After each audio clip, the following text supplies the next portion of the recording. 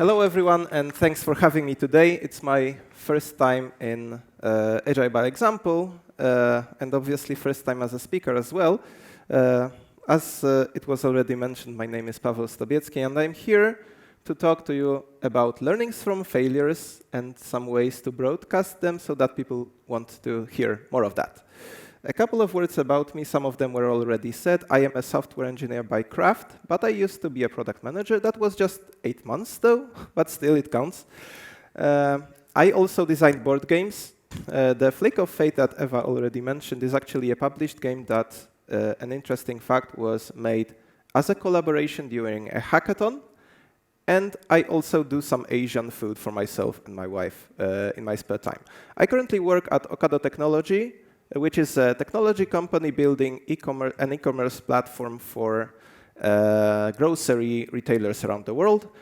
And in this slide, you can see the development services that we have, most notably two Polish ones, Kraków, where I come from, and Wrocław, the other office. Ocado Technology is also where my adventure starts. And to be fair, it started with panic mode. Why? Because several years ago, when we had a pizza party, 2 days before that pizza party, a speaker dropped off from the casual tech talk they were supposed to hold on that day. Of course, the company wanted to find a replacement, but what kind of a tech talk can you invent in just 2 days? And that's what triggered me to try out one crazy idea that I had at the time when I still attended startup meetings. There, I learned about a company called Fuck Up Nights, a Mexican company that is world famous for their learning from failure meetups. And as you can see on the slide, they've had some success worldwide. So what I did on that very day, I took their formula, adapted it a little bit to our internal needs, took myself and 5 other hastily gathered speakers, and we went to the stage to talk about our big professional failures. And this is how our internal F-Up Nights formula was born. Each of us speakers had a big story to deliver. But this event encourages a fun-first approach. So what we ended up doing, we were on the stage effectively doing a post-mortem session. We were digging into the root causes of a production incident. But we crossed that with stand-up comedy. So the people in the audience had a lot of fun and a lot of learning opportunity at once. We started doing this in November 2017, and since then we are able to repeat it every year in Kraków, where it originated, with some crossovers to other offices. The recent success is after the April this year's edition in Wrocław. Actually, 3 people gathered, and they are now working to create editions of their own in Wrocław, independently of me. But why do this? Why is listening to stories about failures actually fun? The answer depends on who you ask. If you ask the speakers, they appreciate the open formula that this event creates. They can go to the stage and open up about their failures. They experience kind of a catharsis on the stage, a purifying effect. No public blaming, no shaming. And at the same time, they work on their public speaking skills. Worth noting, this is a short format, just 10 minutes on stage. And how about the audience? The audience arguably are having the laugh of their working lives. But not just that. While listening to the failure stories, they are also starting to think. Am I in this situation right now? Am I running the risk of exactly the same failure in my project? Did I experience something like that in the past? And while they are having fun, while they are laughing, they're already ingraining some of the learnings into their brains. So hopefully, after this short introduction, you already yearn for seeing something like this live. And I have some good news for you. You can organize this in your own company, and now I will show you how. I promise it's not that difficult. After all, who of you have ever been to any kind of meetup? I can see most of you have been, so you guys already know the basics, because F-Up Nights is a kind of a meetup. Of course, it's an internal one, only for the people inside the company. It's shorter. It's up to an hour at one session. But it still revolves around the speakers. Here, we need 4 to 6 speakers who get to spend 5 to 10 minutes on stage each. Of course, you need to have a facilitator. You need to have someone who tells you what you guys have actually signed up for when you came, and how this resonates with the company values, so that it actually works for us. You need someone to close it, thank everyone for coming, and invite them to the next edition. And of course, someone needs to do the boilerplate, so Slack communication, calendar invite, securing the room, the stream, the recording, all of that stuff. But this is just another kind of a meetup. Now, who of you have ever organized a meetup? Fewer people, and you know that I lied to you just a little bit, because all of this needs to happen before a meetup happens. It is not difficult work, it is hard work instead. I will focus today on the 3 things that tell FAP Nights apart from other kinds of meetups, and that will be finding the speakers, ensuring they deliver great speeches, and some secret sauce for facilitation. Let's start with the hard part, finding the speakers. And here it's even harder than usual, because we need to find twice as many speakers as for a casual meetup. How do we do that? We take advantage of the fact that it's internal, and first start looking for people with stories. And there's a couple of hints on how to do that. The first one is not going to be readily available to you, but if you organize one edition, at the end of it, call for speakers. When people listen to others' failure stories, they tend to recall their own, so that's a perfect moment to enlist them for the next edition. I also remind people that this event exists every 2 or 3 months on Slack, and I have a network of internal contacts who, in a friendly way, spy for the stories for me. So if a fellow manager or product manager knows of someone who's just had a story, they will let me know. I will come to that person on Slack and ask, hey, I've just learned about case X. Would you mind telling me more? And you know what? These people already know I do FAP Nights. And they know why I am coming, but they still agree to talk to me. And finally, let's not underestimate in-person contact. So let's just grab a coffee and talk to people who you know, who you don't know. Perhaps someone will slip a story, and that means they can be enlisted. But these guys with the stories haven't agreed to speak yet, so they're not speakers yet. And to convert them, the best way I think you can do is simply make them comfortable. So tell them what it's going to be like, ensure that they know that it's not going to disrupt their project because it's just 10 minutes on stage, and generally be there for them in case they have any questions. That's the difficult part, but not the only one. The people you have found might not have any public speaking experience, or might not know the formula of FAP Nights, so we need to guide them a little bit to deliver great speeches together. The first thing, and actually this is the #1 rule of FAP Nights, is you only get to talk about your own story or a story from your team where you played a major part.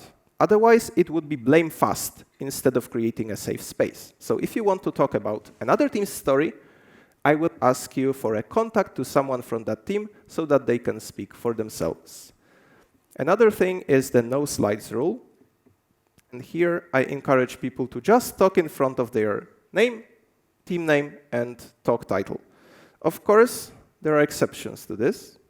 For example, if you have an image or a chart that is needed for people to understand your story, that's okay.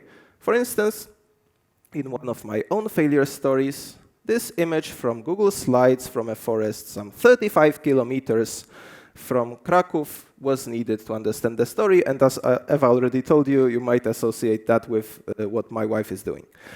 Another thing is the 3-act story structure, so intro, expansion, and ending, and it works particularly well if you can find a climax in your story and get it to shine. Also, if you come from a big company like Ocado, where I work, you're going to get all kinds of people in the audience. Different roles, different departments. Many of you will not even know that your app exists, let alone what it does. So let's give them some context. Another thing that is super easy to forget, but super crucial at the same time, are the takeaways. So I ask people to distill the learnings from their stories and deliver them explicitly at the end so that people don't have to look for them. And finally, I've already spoiled it, chill out and have fun. People are not going to laugh at you. They might laugh at the way you told your story, but that's an entirely different business. We have the speakers. We have guided them so that together we deliver a great event. And now, let's go to the final thing, the secret sauce for facilitation. And here I'd like to sell you 3 ingredients. The first one being, I always ask my speakers for spoilers of their stories before the talk. Why? To order the stories by impact. Because you know, if a story about a failed build is delivered right after an epic $5 million fail, it's going to disappear. But if we flip the order and do that consistently throughout the whole event, every story is going to be the best one so far, and everyone is going to get the attention they deserve. Next, let's dress it up as non-work. Well, of course, it's going to happen during working hours, but if we dress it up, people will treat it as another coffee break or another football table match. And that means they will come eagerly, and they will come for entertainment. But still, they will leave with the learnings, and that's our point. And the final thing is no pressure. It happened to me that a guy who was to speak at the FAP Nights came to me right before the event and said he wouldn't like to speak because he's just realized how much he hates public speaking. And that's okay. It's better for you and the event that they come later when they are confident they want to speak and perhaps with a better story. After all, it's them, the speakers, who need to decide they will speak, and not me as the organizer. So now we know how to organize FAP Nights. There's one obstacle, though. How do we get our company to allow such a thing to happen? There's plenty of you in here, and I don't know any of your companies, many of them at least. So I will just give you the best approximation. So why it works at Ocado. And it works because the things we celebrate during FAP Nights are actually what we care for as a company. One of these things is building trust. When I stand on the stage and talk about my failure to you guys, many of whom I do not know, that's me becoming vulnerable in front of you, and that's something that builds trust. Another thing that we care for a lot is learning fast. I am telling you about my failure, so you get to know what caused it and how it was resolved. In this way, you are able to avoid or fix failures in the future. Another thing that is not strictly a company value for us, but we have it, is the no-blame culture. That's about caring more about the problems and solving them and getting them not to repeat in the future, rather than blaming humans for being human and making human errors. If you already have this, FAP Nights is going to be much easier to organize. If you don't, it may actually build a foundation to create such a culture.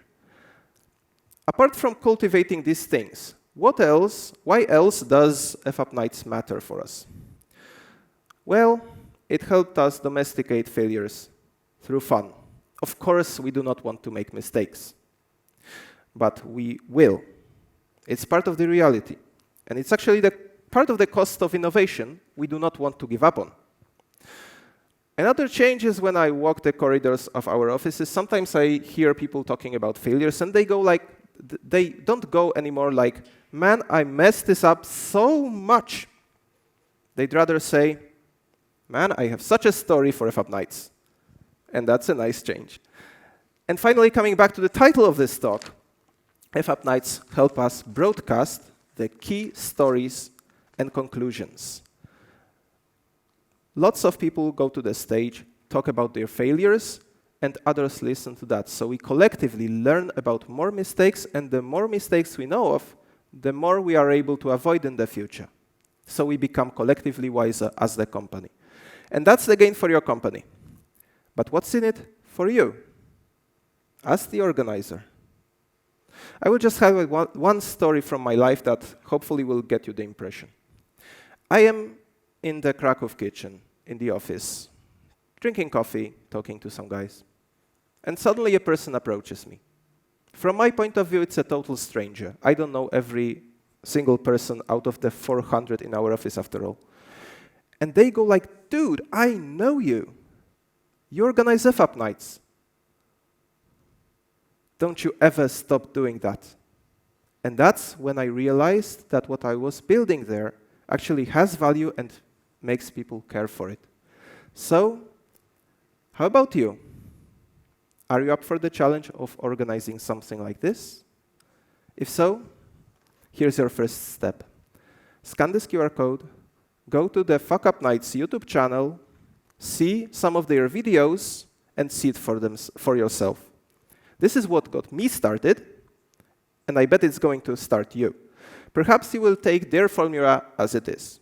Perhaps you will take literally what I told you about, and perhaps something in between. In any case, if you'd like to talk to someone who's done it before and who may have some experience on it, just find me on LinkedIn and let's talk there. Or if you have any questions, we can talk now. Thank you. Thank you. Someone is definitely interested about running the show because there's a question about an effort connected with preparing the F nights. How many days in a month or something like that?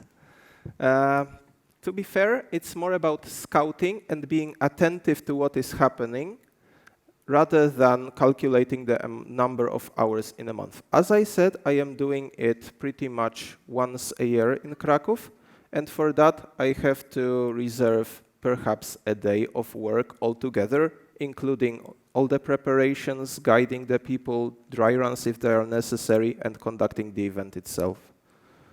So it's not a huge effort, it's more of being attentive to what happens, because the hardest part is finding the people with stories and willing to talk. Thank you. Regarding finding those people, there's an urban legend, or maybe that's a fact, that IT people are usually introvert. So how you get the introvert on stage sharing a failure? To be fair,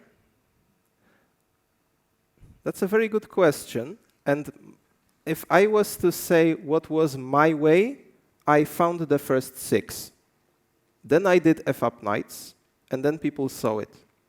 So they saw it by example. So they saw something that you can actually go to the stage and nothing bad happens to you if you talk about failure, if you know what I mean. Probably the fact that we were already doing postmortems in Ocado, so we have a process to investigate the production incidents by repeatedly asking why and digging to the root cause in that way. And we are also trying to do them in a no-blame way. This precedent probably helped as well. And during the F-Night, are you talking only about what happened, or you discuss what could be the possible alternative solution? We actually let the speakers talk about what happened, because that is their story, and that is the point of the event. But we encourage networking after the event as well. For example, we tend to do F-Up Nights right before pizza parties, so that people can gather anyway and talk to each other, and in that way, if they'd like to delve into the details of the story, they can do that. That's partially also why we don't have Q&A sessions after the event. Someone connected to something that was mentioned, that you need more people on stage than on usual regular meetup. Is that correct? Yeah, in most of the meetups I took part, there were 2 or 3 speakers.